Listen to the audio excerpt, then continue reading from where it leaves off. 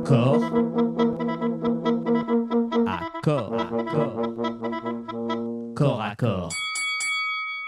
Alors, on en a parlé, on en parle depuis ce matin finalement sur Tocsin, c'est un peu notre fil rouge au lendemain du discours d'Emmanuel Macron français. Nous sommes en guerre, encore en guerre, hein, puisqu'il y avait le Covid et tout ça. Bon.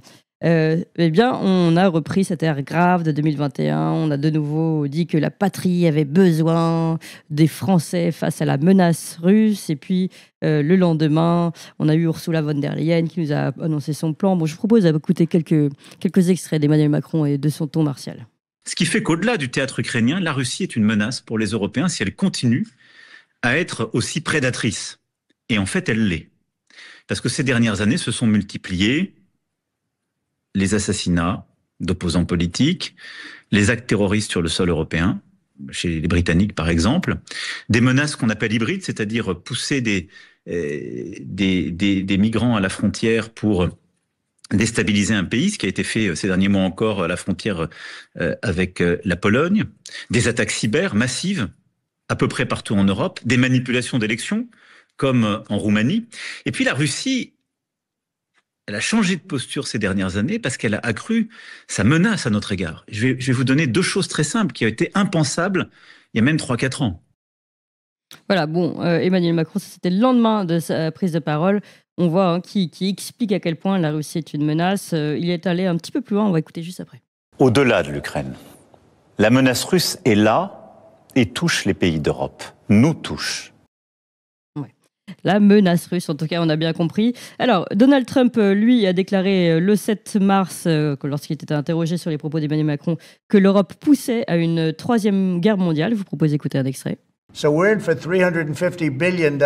investi 350 milliards d'euros, l'Europe a investi 100 milliards, il devrait investir autant ou plus. Et vous savez, j'ai observé au cours de ces dernières semaines environ ce qui se passe en Europe.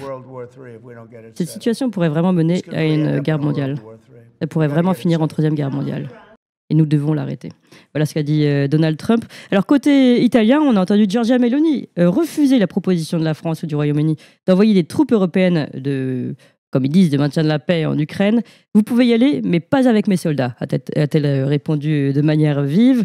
Emmanuel Macron, qui était accusé par le JDD de faire peur, eh bien, l'Élysée a publié un communiqué réfutant vouloir faire peur. Et oui, en effet, on a quand même remarqué qu'Emmanuel Macron avait utilisé à 7 reprises les mots menace et menacé dans sa seule allocution de 15 minutes du mercredi. Donc on voit bien en effet quel était le ton donné. Alors au-delà de faire peur, il y a véritablement à côté une logistique militaire qui doit être interrogée. On va en parler. On sait en tout cas que la France n'est pas capable de durer, que l'armée française plus de 30 jours consécutifs en principe, c'est ce qu'on dit. Moi, je vous propose d'écouter le général Bruno Clermont, consultant de défense générale, qui revient justement sur le niveau de force française et qui compare avec la Ligue des Champions. Pour avoir des armées à la hauteur des ambitions de la France, nous avons besoin de deux choses. D'abord, une véritable loi de programmation militaire de réarmement, afin de se réarmer dans tous les domaines de la guerre. Nous avons des forces nucléaires du niveau de la Ligue des Champions, mais nos forces conventionnelles jouent en Ligue 2. Il nous faut plus de Rafales, plus de canons César, de frégates, de chars de combat, de drones de tout type, de défense antiaérienne, de munitions, de missiles, de soldats, de capacités spatiales. On manque de tout. Voilà, nos forces conventionnelles jouent en Ligue 2, voilà ce qui est dit. Alors, bon, on joue à la guerre, en tout cas c'est ce qu'on annonce, on joue à faire peur, ça c'est certain, mais peut-on vraiment aller sur le front? Parlons vrai, parlons concrètement aujourd'hui avec Régis Le Sommier et Bernard Wicht. Bonjour à tous les deux. Bonjour. Merci d'être avec nous. Régis Le Sommier, je rappelle que vous êtes grand reporter, directeur de publication d'Omerta, auteur de Jusqu'au dernier Ukrainien, aux éditions Max Milo. Bernard Wicht, bonjour. Bonjour. Merci beaucoup d'être avec nous également, expert en stratégie militaire. Vous êtes aussi auteur de Ce que l'Ukraine nous dit de la guerre qui vient, aux éditions Perspectives Libres. Alors, justement, commençons par vous, Bernard Wicht, expert en stratégie militaire. On parle beaucoup de cette... est-ce qu'on parle de stratégie? Je ne sais pas, mais on parle beaucoup de cette guerre qui, en tout cas, qui est à l'approche, qui est à nos portes, et de la façon dont nous, Européens, nous pourrions mener ce nouveau conflit contre la Russie. Est-ce que nous sommes prêts, tout simplement?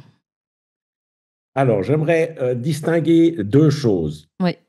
D'abord, pour rapport à votre question immédiate, est-ce que nous sommes prêts? La réponse est clairement non. Et je dirais que la France n'est de loin pas la plus mal placée. Son voisin allemand est en vraiment très mauvais état de ce point de vue-là. Maintenant, les deux choses sur lesquelles j'aimerais insister, c'est d'abord, on parle d'une guerre, on parle d'une éventuelle attaque russe, et de mon point de vue, elle n'est pas réaliste, cette menace. Pourquoi? Parce que la Russie a une démographie catastrophique. On l'a vu dans la guerre en Ukraine, elle doit épargner ses soldats, donc elle a fait appel aux milices tchétchènes à Mariupol, elle a fait appel aux mercenaires Wagner à Bakhmut, puis maintenant elle fait appel à des contingents nord-coréens. Tout ceci parce qu'elle est en dénatalité et que Vladimir Poutine le sait très bien. Il ne peut pas se permettre de renvoyer des centaines et des centaines, voire des milliers de cercueils à leur famille en retour. Donc, je ne crois pas du tout à une attaque russe sur l'Europe. Le deuxième Mais point, c'est même sur les pays baltes, comme les pays baltes peuvent le craindre, pardon, toujours dans cette perspective peut-être de continuer ces états tampons, etc. Vous pensez que même jusqu'à là, ça n'irait pas? Alors oui, je pense particulièrement, je pense à un pays, l'Estonie, qui se vide complètement de sa population. Ils avaient 2,5 millions environ d'habitants au moment de leur adhésion à l'Union européenne. Maintenant, ils en ont plus que 1,2 million, pas du tout à cause des Russes, mais parce que, évidemment, les gens sont partis travailler ailleurs, en Finlande, en Suède, en Pologne, etc., etc. Donc, c'est un État qui se vide de sa substance. Est-ce qu'à un moment donné, il sera tellement affaibli que on va dire, une annexion de fait pourrait se produire, ça n'est pas à écarter. Ça, là, vous avez raison. Mais j'en reviens à la question, on a désigné un ennemi. Alors, là, je vais être très iconoclaste, mais c'est ce qui peut arriver de mieux à l'Europe en ce moment. Pourquoi? Parce que l'Europe, elle est dans un marasme économique et institutionnel catastrophique. Les intervenants précédents l'ont très bien souligné. L'Europe, depuis le début de la guerre en Ukraine, a une économie qui plonge partout. Le Royaume-Uni, qui en était sorti, essaye d'y revenir par la petite porte, etc. Ouais. Avoir un ennemi, c'est la meilleure chose pour retrouver une solidarité au niveau européen. Et ensuite, le troisième élément à partir de là, c'est que la volonté de se réarmer, au-delà des capacités militaires propres, et le général l'a bien souligné, elle va entraîner une politique économique qu'on appelle le keynésianisme militaire. Le keynésianisme militaire, c'est un bon moyen de relancer l'économie européenne. Rappelons que c'est le réarmement allemand dans l'entre-deux-guerres qui va permettre à ce pays de nettoyer le marasme de la crise de 29 et que c'est la même chose aux États-Unis à partir de 1941 quand les États-Unis relancent la production militaire pour aider leurs alliés, puis pour entrer en guerre, qui va eux aussi les aider à liquider le marasme de la crise de 29. Et la comparaison va encore plus loin, puisque tout à l'heure, les intervenants précédents ont bien signalé la volonté des gouvernements européens de mettre la main sur l'épargne privée. Roosevelt l'avait fait avant la guerre. Il avait et c'est une chose qu'on a souvent oubliée, c'est qu'il avait adopté un décret que chaque Américain qui avait de l'or dans un coffre en banque devait le signaler. Et lorsque ces gens allaient au coffre, ils étaient accompagnés d'un agent du Trésor américain. Et si ils avaient de l'or dans leur coffre, alors cet or était pris. Et puis, ils recevaient un bon à faire valoir quand les choses iraient mieux. Oui. Donc, la comparaison, elle est frappante. Oui, c'est Donc, très intéressant. pour l'Europe, il y a un momentum qui peut se révéler intéressant, non pas d'un point de vue militaire, mais d'un point de vue de politique économique, une véritable relance qui peut aider l'Europe à sortir de son marasme économique et qui peut aussi avoir un impact social intéressant. À l'heure actuelle, l'Europe, en tout cas l'Europe occidentale, est gangrénée par le trafic de drogue. Pourquoi? Parce que certaines couches de la population sont, on va dire, en état de paupérisation, et donc le trafic de drogue s'avère véritablement comme une façon de remplir le porte-monnaie. Oui, mais que vient Donc, faire la guerre? Alors là, pour le coup, je vois pas quel est le rapport avec la guerre. si vous relancez, c'est pas la guerre, c'est le keynésianisme Oui, oui. militaire Si vous relancez la production d'armement et que vous dites, voilà, on va multiplier nos unités blindées par 10, on va racheter des Rafales, respectivement des Eurofighters, etc., tout cela va nécessiter d'engager des ingénieurs, d'engager des Oui, techniciens, d'engager des mécaniciens. Et l'Europe continentale, il faut bien préciser, a ce potentiel. La France, l'Allemagne, l'Autriche, la Suisse, l'Italie, la Suède sont des pays qui forment des ingénieurs et des techniciens, qui forment du personnel compétent pour justement construire des machines, construire des avions, construire des véhicules blindés.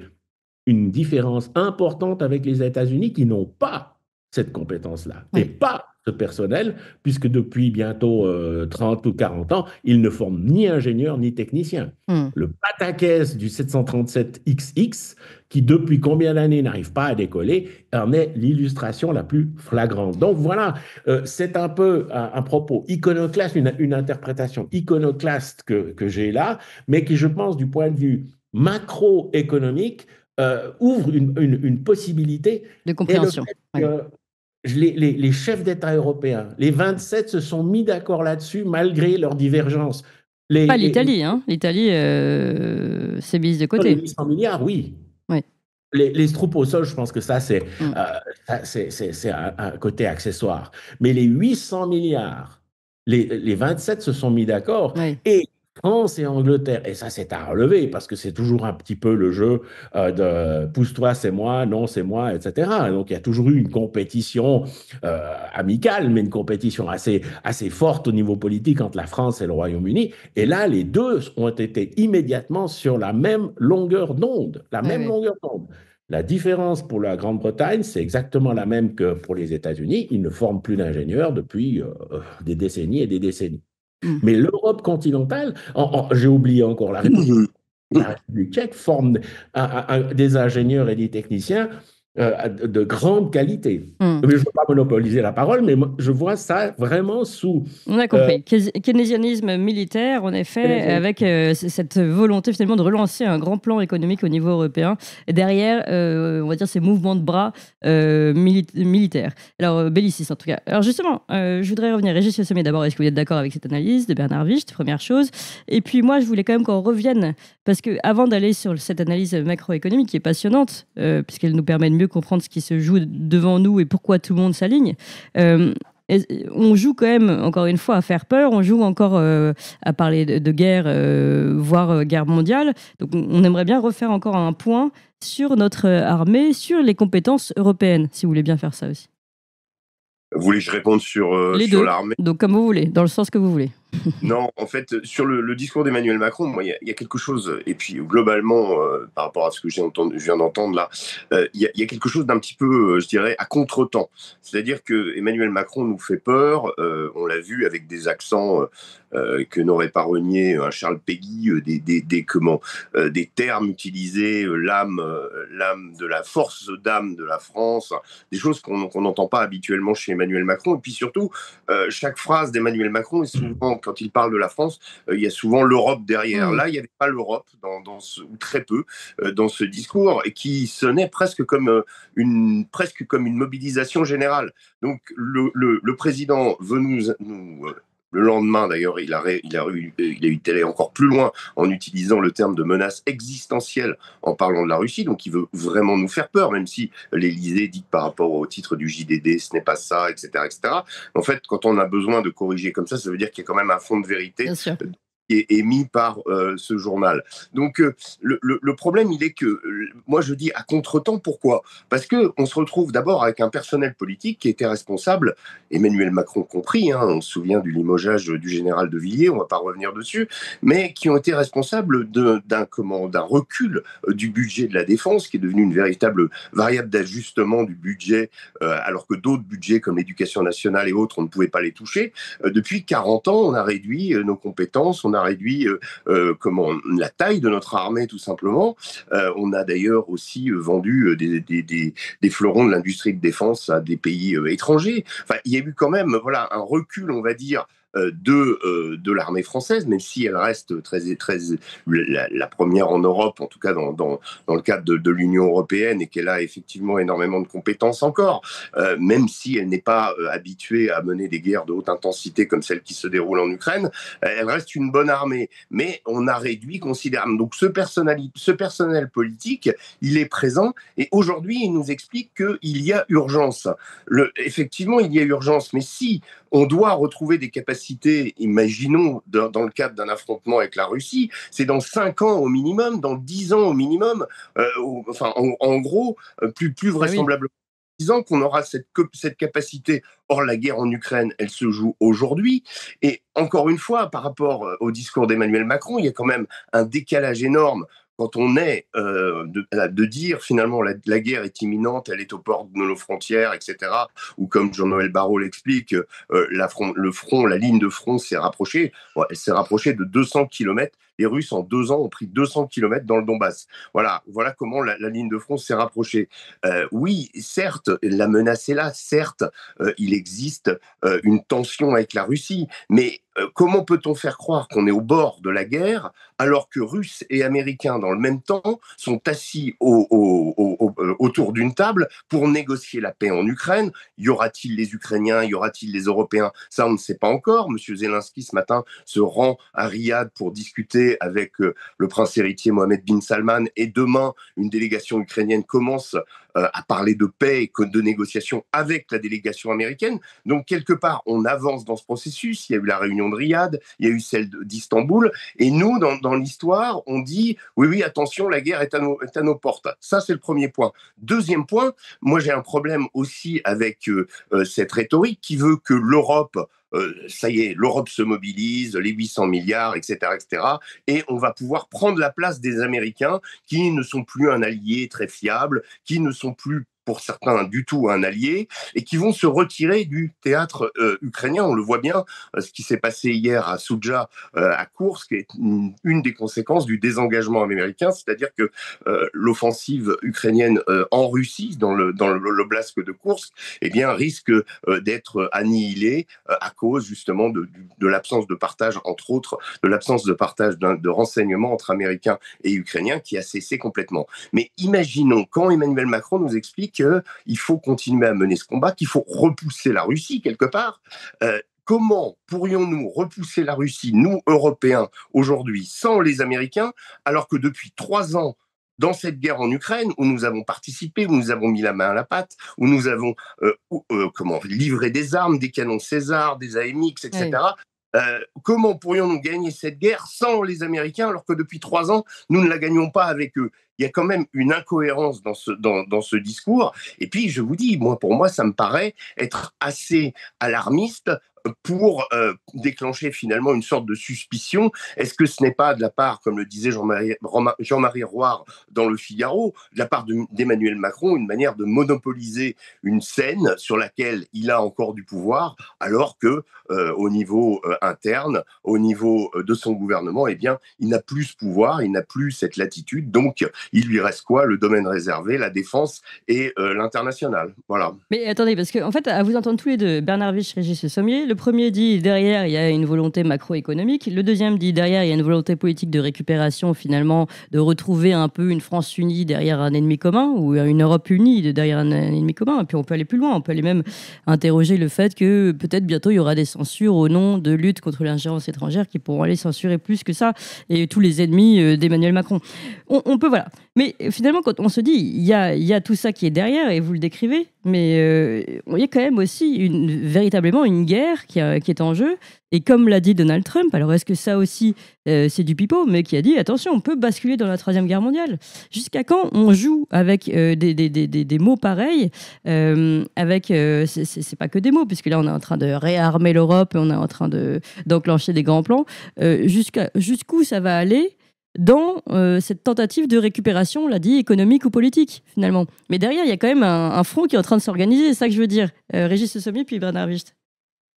Jusqu'où ça peut aller, je ne sais pas. En tout cas, c'est vrai, quand Donald Trump parle justement de jouer avec la Troisième Guerre mondiale, il l'a dit d'ailleurs à Zelensky devant lui à la Maison-Blanche. Il a dit, vous jouez avec la Troisième Guerre mondiale. Ce que Donald Trump veut éviter, c'est justement cette forme d'engrenage. Vous savez, moi, je me réfère souvent à cette tribune publiée par Henri Guénaud en avril 2022, où il disait « Nous allons à la guerre comme des somnambules », expliquant que finalement, le mécanisme et les engrenages sont assez similaires, ou pourraient être assez similaires, hélas, à ceux qui ont mené le monde à la Première Guerre mondiale, 20 millions de morts, et ensuite seconde. Là, oui, on n'est pas à l'abri qu'il y ait, effectivement, souvenez-vous, par exemple, quand l'Ukraine a voulu intercepter un missile russe et que le S-300 tiré par la défense antiaérienne ukrainienne est retombé sur la Pologne, pendant quelques heures, on s'est imaginé que ça y est, les Russes attaquaient la Pologne et que l'engrenage, on était encore une fois à deux doigts de l'engrenage avec ce mécanisme qui peut se mettre en place et qui peut nous conduire à une guerre nucléaire. Ça, on sent bien que Trump, c'est vraiment quelque chose qui le perturbe. Il y a aussi chez lui l'idée que la paix en Ukraine est nécessaire parce qu'il veut arrêter une boucherie. Et encore une fois, il a raison. Imaginons, depuis 6 mois, la guerre a progressé, on va dire, de quelques centaines de kilomètres carrés que les Russes ont reconquis. Il y a eu, depuis 6 mois, au moins 50 000 soldats morts ou blessés de chaque côté. Au bas mot, c'est une estimation, mais les combats sont tellement intenses, notamment hier et avant-hier à Souja, et aujourd'hui à Pokrovsk, Toretsk, dans d'autres parties du front, et même dans la vallée de l'Oskil. On est dans une situation où la guerre ne baisse pas en intensité, et pour les gains obtenus, est-ce que ça vaut le coup de continuer cette guerre 6 mois encore, 1 an encore, pour quel résultat? Et c'est là où Trump appuie sur son arme, on va dire, électorale, c'est-à-dire qu'il veut être le président de la paix, il veut être celui... Alors, reste à savoir si Vladimir Poutine, ayant l'avantage maintenant sur le terrain, compte mettre un terme à cette guerre. Ça, il y a énormément de discussions qui ont lieu en ce moment, mais en réalité, oui, Trump a raison sur les risques que font courir au monde cette guerre, et puis le coût qu'il a particulièrement pour la société ukrainienne, et il est temps que tout ça s'arrête. Bernard Wicht, même chose, si vous voulez, vous nous avez expliqué tout à l'heure la volonté macroéconomique qui était derrière. Régis Le Sommier, vous l'avez entendu, considère qu'il y a certainement une récupération politique derrière d'Emmanuel Macron. Et finalement, on se dit, on joue là avec des mots terribles et des outils terribles qui peuvent quand même, malgré tout, nous faire basculer dans l'escalade meurtrière, dans l'escalade de la guerre, dans l'escalade, voire de la Troisième Guerre mondiale. Tout ça pour ces éléments que vous avez cités plus tôt, tous les deux. Est-ce que vous considérez qu'il y a véritablement une bascule qui est possible dans un engagement européen guerrier, et donc véritablement un engagement de notre boussole, voire une Troisième Guerre mondiale? De mon point de vue, je pense qu'il faut vraiment distinguer la rhétorique actuelle, que ce soit celle du président français, que ce soit celle de Donald Trump, celle des Russes, et la réalité géopolitique qui a subi un changement vraiment majeur. Pour la première fois depuis, on va dire, depuis la création de l'OTAN, les États-Unis disent maintenant c'est fini. Et d'ailleurs, ils ont coupé le renseignement aux Ukrainiens, etc. C'est un virage à 180 degrés par rapport à l'administration Biden. Et maintenant, les Européens se rendent compte qu'ils doivent continuer seuls et qu'ils ne peuvent plus attendre l'oncle Sam et ses troupes et ses arsenaux qui regorgent de matériel et d'armes et de munitions. Ils doivent se débrouiller seuls. Donc ça, et c'est pour ça que je pense qu'on a un momentum tout à fait important pour l'Europe qui doit véritablement cette fois faire la preuve de son existence, non seulement économique, mais aussi géopolitique. Alors, on vient de dire qu'en ce moment, les combats sont très durs.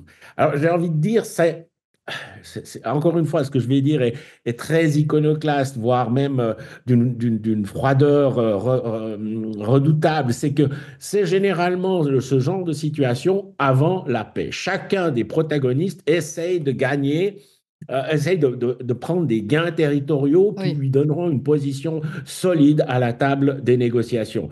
Et les Russes agissent dans ce sens-là, mais ça n'a rien de nouveau.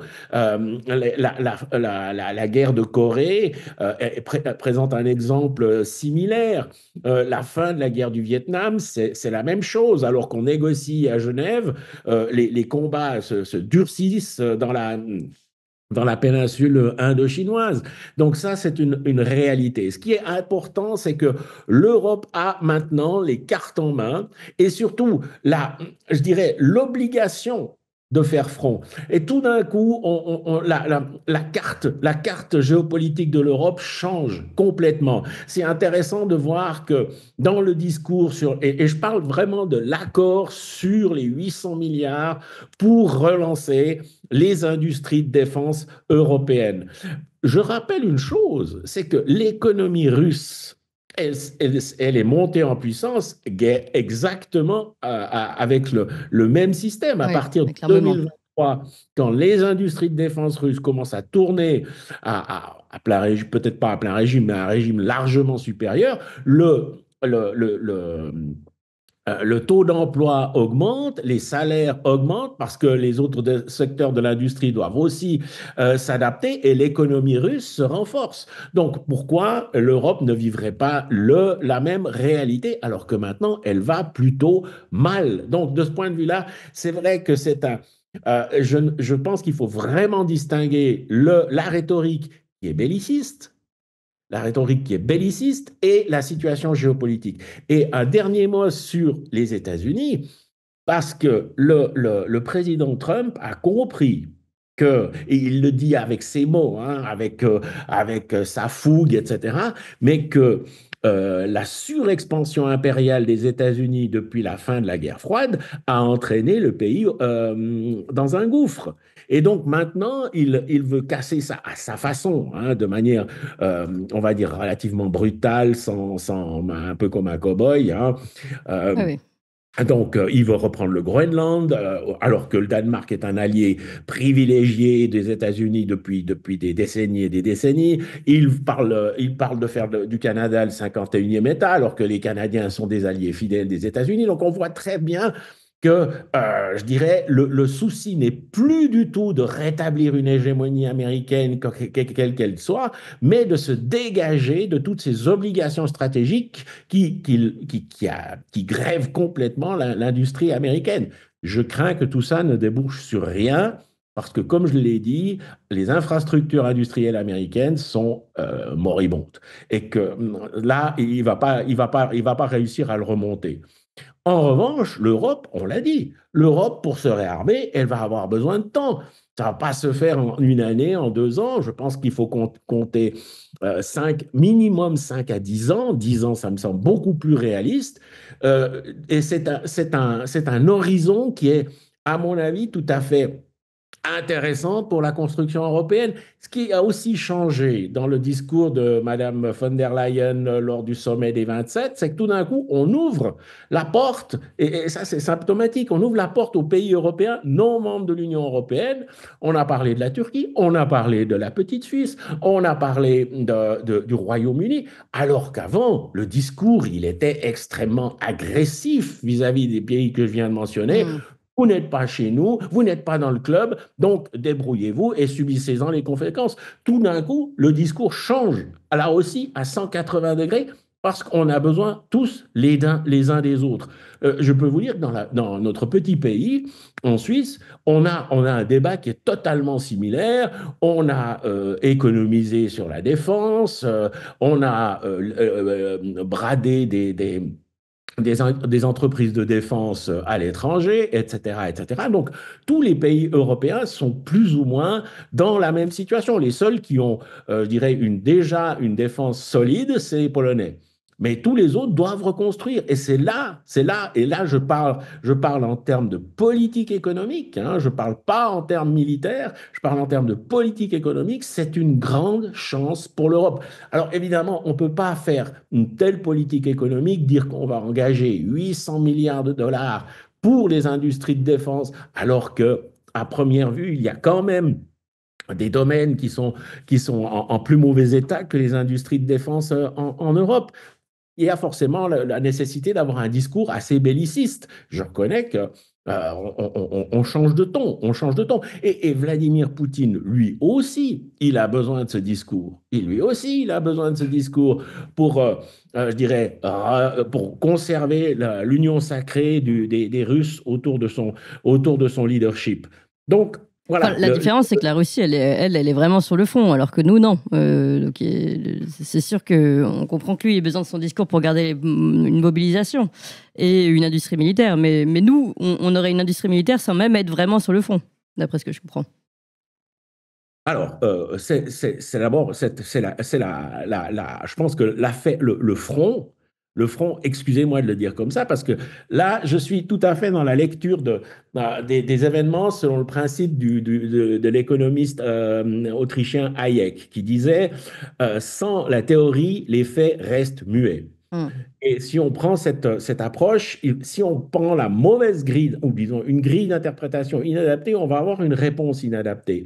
Pour moi, la grille de lecture, elle est macroéconomique, elle est politique économique, c'est le keynésianisme militaire. Pendant la guerre froide, on s'est équipé, on a créé des forces armées européennes qui étaient quand même très, très, très importantes. Et Dieu merci, la guerre n'a pas eu lieu. Mais on avait ce discours belliciste et le risque de dérapage était bien plus important que maintenant. Oui, on l'a vu pendant la crise de Cuba. Alors, Régis, vous êtes d'accord en tout cas sur cette notion, on va dire, de plan de keynésianisme militaire, mais est-ce que vous pensez qu'il peut y avoir dérapage? C'est aussi ma question. Est-ce que finalement, on joue avec les mots, mais finalement, c'est bien contenu, ou est-ce que le dérapage est proche? Est-ce qu'on peut craindre un dérapage? Voilà, Régis Le Sommier.